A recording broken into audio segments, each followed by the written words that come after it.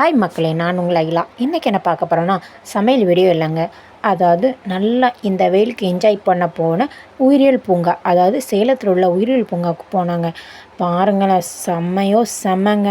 பார்க்க அவ்வளோ இடம் இருந்துச்சுங்க. விலங்குகளும் நிறையா இருந்துச்சு. ஆனால் நான் விலங்குகளை கூட அவ்வளோ எடுக்கலைங்க. அங்கே இருக்க இயற்கை காட்சிகள் தாங்க நிறையா எடுத்தேன். ஏன்னா எனக்கு இந்த மரம் செடி கொடிலாம் நல்லா பிடிக்குங்க. ஏன்னா நான் கிராமத்தில் வளர்ந்த பிள்ளை. நல்லா இயற்கை காட்சி, வயல் எல்லாத்தையும் பார்த்துட்டு சிட்டிக்கு போனோன்னா கொஞ்சம் ஒரு மாதிரி இருந்துச்சுங்க.